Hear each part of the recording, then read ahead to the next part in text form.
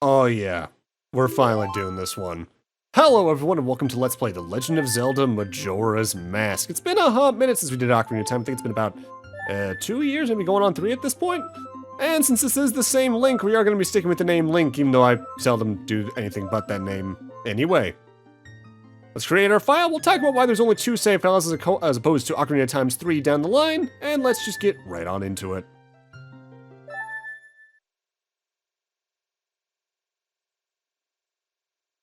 In the land of Hyrule, there echoes a legend held dearly by the royal family that tells of a boy.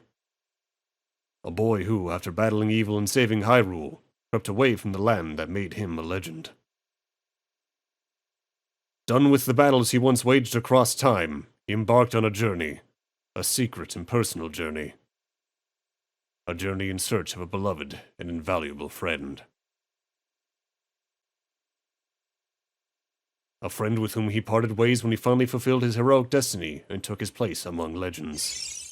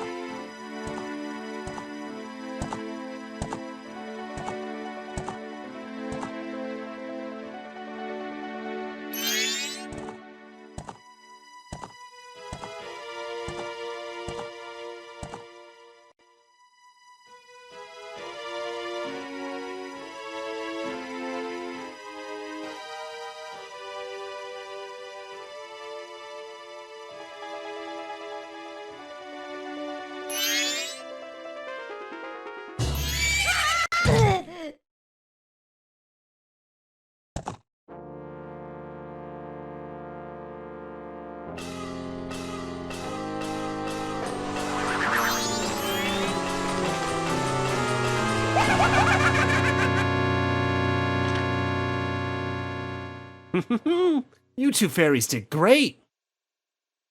I wonder if he has anything good on him. Huh? This guy... well, that shouldn't be a problem.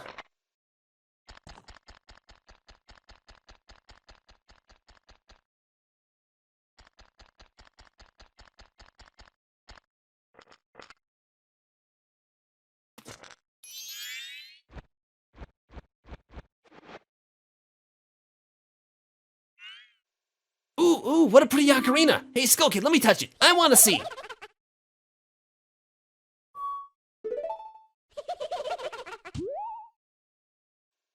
You can't, Tail. What would we do if you dropped it and broke it? No way, you can't touch it. Ah, but sis, why can't I trade out too? Ah, my head.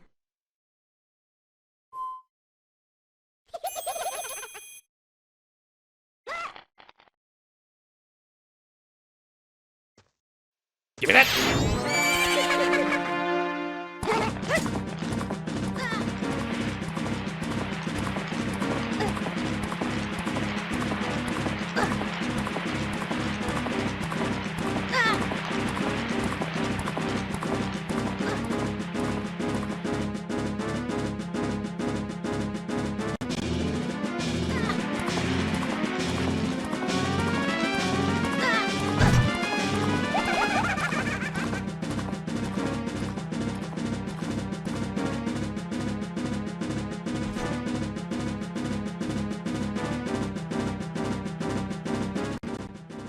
And thus our journey begins.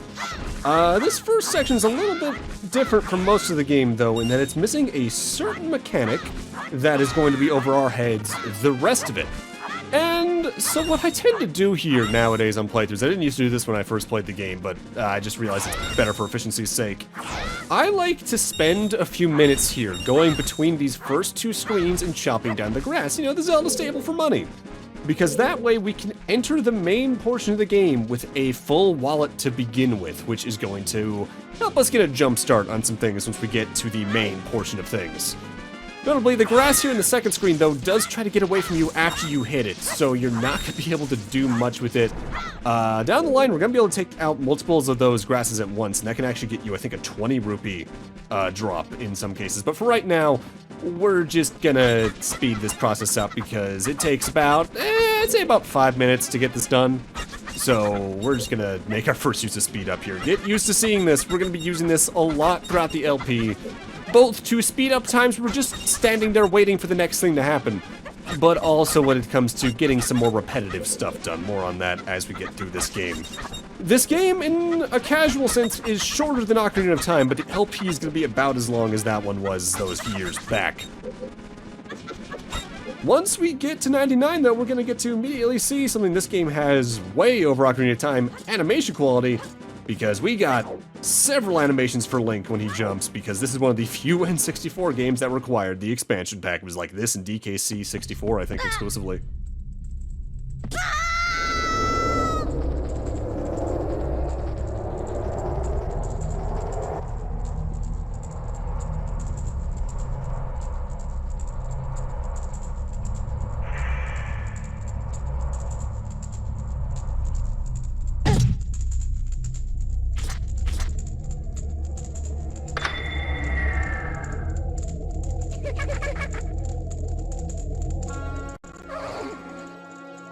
What's with that stupid horse of yours?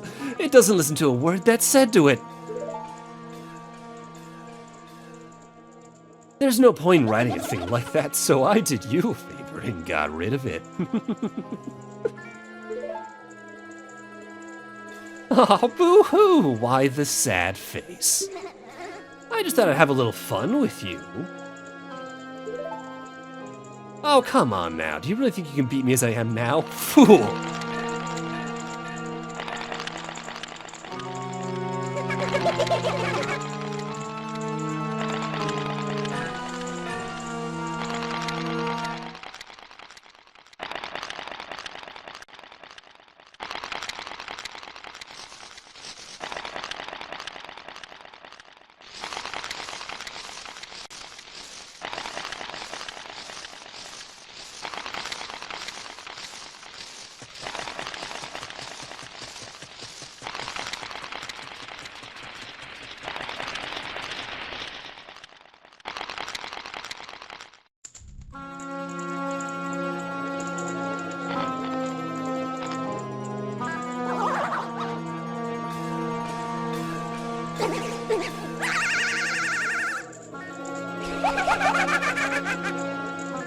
Oh, now that's a good look for you. You'll stay here looking that way forever. Bye.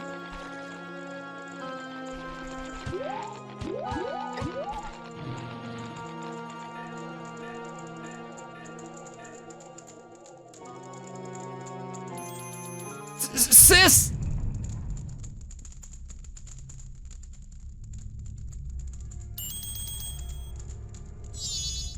Whoa, whoa, Skull Kid, wait for me. I'm still here. Tail, you can't leave without me.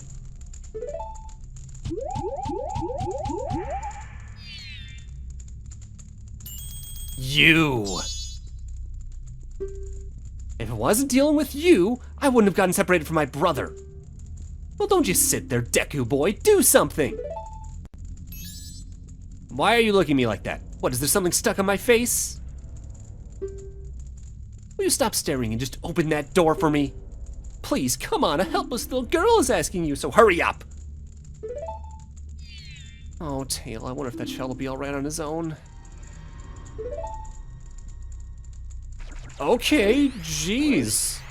I should be shocked by the fact I'm now a Deku scrub, but your attitude is not helping the situation here. Hey, wait for me. Don't leave me behind. So, that stuff back there, I apologize, so take me with you. You want to know about that Skull Kid who just ran off, right? Well, I just so happen to have an idea of where he might be going. Take me with you and I'll help you out. Deal? Please? Good, so then it's settled. Now then, I'll be your partner, or at least until we catch that Skull Kid. My name's Tattle, so it's nice to meet you, or whatever. Now that we've got that all straightened out, can we stop messing around and get moving? If I figure something out, press C up and I'll tell to you. Hopefully you'll manage to get by without my help until then. The things we do for horses. So, Tattle is our navvy, just straight up mechanically. Hey, if I call you, press C up right away. I can tell you're not very used to your Deku Scrub body yet. Alright, listen up. If you press and hold A as a Deku Scrub while standing on a Deku Flower, you can dive into it. If you wait a bit before releasing A, you'll launch out of the flower. Press A while flying to descend. Did you get all that? Yeah, more or less. Are you sure? One more thing. Press A when you're on the ground to perform a spin attack. The spin attack I already did earlier, it's actually a very fast way of just moving around, and we're going to be spamming that a lot throughout the rest of this part and even the next couple of ones. So, Deku Flowers. You burrow into one, you launch out, and then you can fly for a little bit as you slowly descend. And you might think, oh, it's timed based off Link's struggling animation here. That's technically true, because you are always slowly descending, so you'll hit the ground eventually. But the way every Deku Flower in the game works is that they are the center of a circle around them with a set radius per Deku Flower. The closer you get to that radius, the more Link struggles until you reach the edge of that circle, in which case you fall. So you're going to want to reset it every Deku Flower so you don't just fall into pits or on your face. And in here we get a Deku Nut. Press B while flying to drop a Deku Bomb. Upon impact, it makes a blinding flash, freezing enemies in their tracks.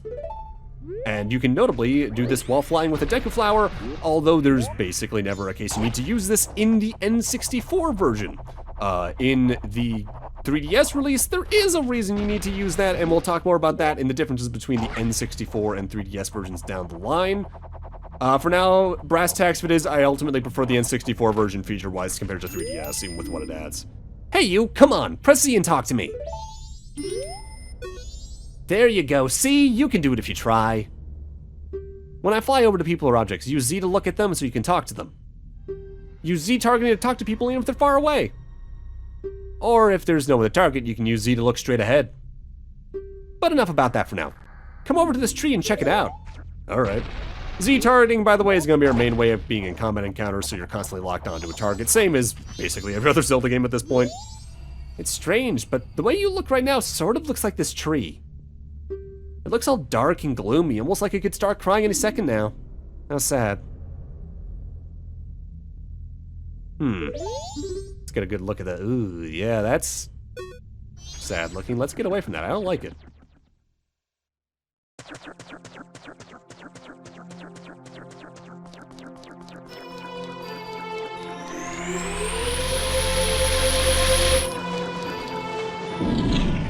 That cutscene is slightly reused from the Forest Temple, but they use it to good effect. I love the song here. In fact, I'll say this time and time again, Majora's Mask might be my favorite Zelda soundtrack period, at least out of the 3D games, although Tears of the Kingdom recently got pretty close. This room's weird and empty. Let's get out of here, I guess. You've met with a terrible fate, haven't you?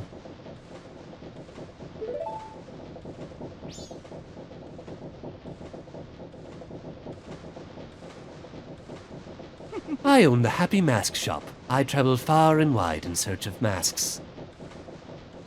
During my travels, a very important mask was stolen from me by an imp in the woods. So here I am at a loss, and now I've found you. Now don't think me rude, but I have been following you. For I know of a way to return you to your former self. If you can get back the precious item that was stolen from you, I will return you to normal. In exchange, all I ask is that you also get back my precious mask that the imp stole from me.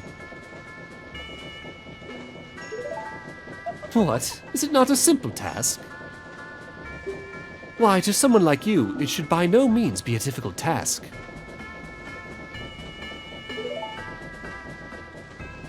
Except, the one thing is, I am a very busy fellow, and I must leave this place in 3 days.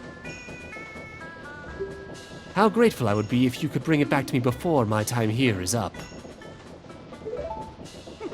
But yes, you'll be fine. I see you are young and have tremendous courage. I'm sure you'll find it right away. Well then, I'm counting on you. Okay then, let's get out of here and check out the town.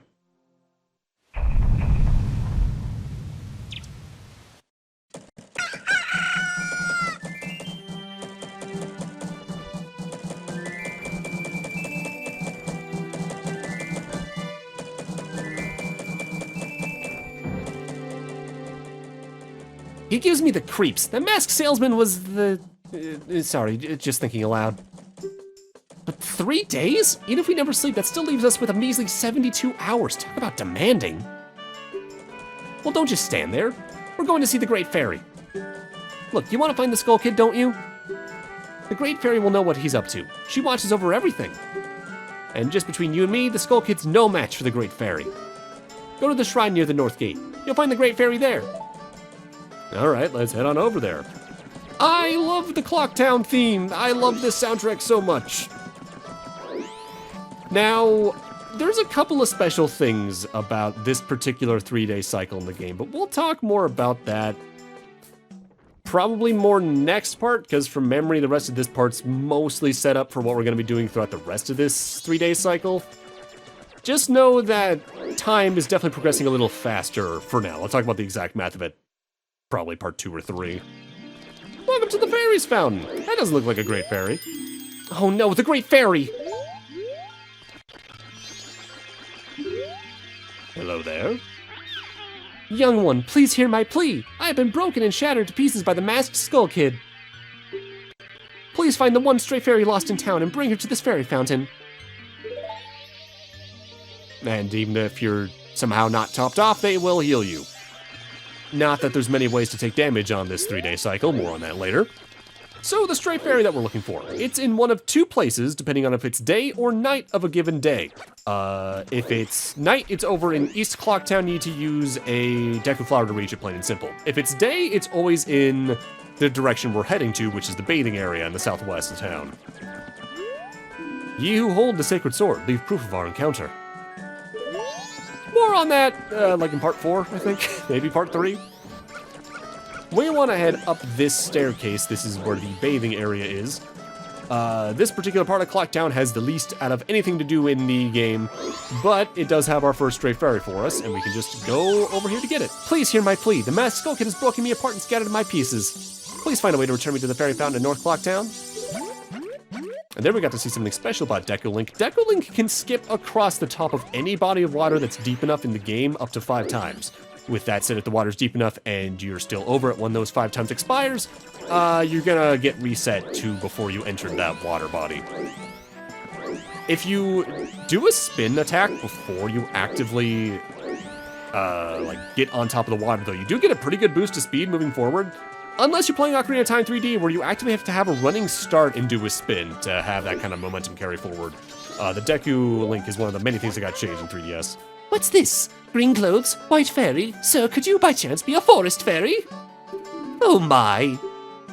My name is Tingle. I think I'm the same as you, sir, a forest fairy. Alas, though I'm already age 35, no fairy has come to me yet. My father tells me to grow up and act my age, but why? I tell you, Tingle is the very reincarnation of a fairy. Now, while I stand here waiting for a fairy of my own, I sell maps to help out my father. Lucky, lucky! You're so lucky to have a fairy. I know, we should be friends! Yes, in exchange I will sell you a map for cheap as a sign of my friendship. Will you buy one of Tingle's maps?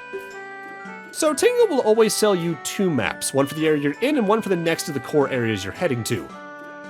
With that said, if you buy the map for the next area at the point where you can first get it, it'll always be more expensive than if you got it later, so we're gonna wait before getting the Woodfall map. Yippee! And now we got a map of Clocktown. Now we can find our way around town. The red arrow on the map shows where you entered, the yellow arrow shows your current location. Well, call again. Tingle, tingle, Limpa! These are the magic words that Tingle created himself. Don't steal them. Yes, sir. Oh, God. Wait a moment, Deku Scrub. Have you some errand in the mountains? It's dangerous outside of town walls, so I cannot allow a child like you to go out alone. Until you're old enough to carry a weapon, you cannot pass through here without being accompanied by an adult. Alright, I guess Deku Scrubs are kids unless otherwise stated beforehand, I guess? For now, though, let's get that stray fairy back to the Great Fairies Fountain, because, well, you need to do this to progress in the game. Plain and simple.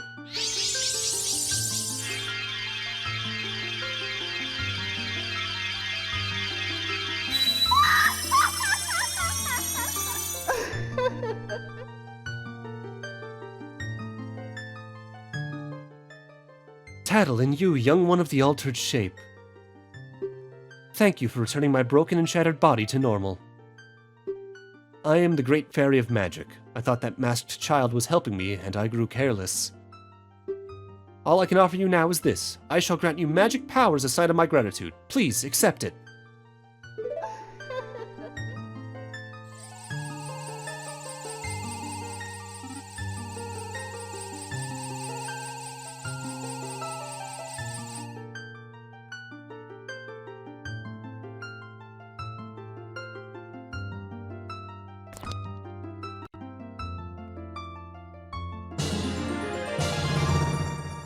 You've been granted magic power. In your current form, press B to shoot bubble blasts. Press B and hold B to blow a big bubble. Release B to shoot it. Your magic power decreases when you shoot. Replenish it with magic jars and potions. The man who lives in the observatory outside of town may know of the Skull Kid's whereabouts, but be careful. You must not underestimate that child's powers, kind young one. If ever you are returned to your former shape, come see me. I shall give you more help. Duly noted. So now, we got the green bar so we can shoot snot bubbles out of our snout. Which, sounds dumb, is absurdly effective as a weapon, because it allows us not only to blow up Tingle's balloon that he's up right now, but it also allows us to blow up the balloon that Kid is shooting at next to us. But for right now, I want to quickly get my money back up with that particular group of grass and head over to East Clocktown to show off a cutscene. We're going to be doing a lot of stuff in this first 3-day cycle, more so next part than this part. This is very much introduction, more than anything. You're going to be here a lot throughout the game, though, to take part in many, many games, so get used to this place's layout. And I'm mostly coming here right now because it just opened. This place opens at 10 a.m., so let's head on over. I am of the Gorman Troop. I have an appointment to meet with the madam today. Oh, really? Then that should be fine if you just go in. Alright. Guess that would make this the mayor's office? Most of the townsfolk have already taken shelter without waiting for the mayor's orders. The only ones left are public servants and committee members. Mr. Mayor and Carnival committee members, please order those who remain to evacuate. Well... You cowards! Do you actually believe the moon will fall? The confused townsfolk simply caused a panic by believing this ridiculous, groundless theory. The soldiers couldn't prevent the panic, but outside the town walls is where the danger is. You want answers? The answer is that the carnival should not be cancelled. Isn't that right, Mr. Mayor? Well... Are you serious, Muto? It seems that giant chunk of rock above us hasn't caught your eye? At this time every year we are overrun by tourists, so why is the town empty? Clearly it's your job to ensure the carnival's operation, but that's if people are here for it. Don't drag the merchants and soldiers into this. If the soldiers wish to run, then run, Vicen. We councilmen will stick to tradition. This carnival will be a success. I've never heard a defense unit abandoning its town. Madame Aroma would surely say the same thing, wouldn't she, Mayor Dotor? Let's not bring my wife into this. Chunk of rock? So, things are clearly in a state of unrest here in Clocktown, but is there an immediate reason why? Well, I mean, it's kind of a legacy for this part of the game. But, most moons don't have a face. And if you actively keep an eye on that thing as time progresses, it is getting bigger. Concerning. We're the twin jugglers from the Gorman troupe. We're practicing for the big carnival. It happens once in a blue moon. Or in this year's case, once in a really, really, really scary red-eyed moon. Oh, I hear it's gonna fall harder than the way my clumsy brother's always dropping our juggling balls. You see, we're entertainers. We must keep people smiling. No matter how grim things get, we must always be optimistic. And you actually don't need to talk to this guy twice. You don't need to talk to these guys at all. I'm mostly doing it for the showing off the dialogue's sake. My, funny things are happening in town, aren't they? Funny, funny. You're telling me, like the rumors about the swamp to the south? Did you hear about the kidnapping? Oh my, the kidnapping? Yep, but then the kid woke up. Get it? Kidnapping? Oh, I got a million of them. Okay. But with that, I'm gonna need to end this off here. Thank you guys for watching, and in part 2, now that we've gotten a lot of the intro cutscenes out of the way, we're gonna take full advantage of the next episode to explore a lot of Clocktown and see what's going on around it. See you guys then.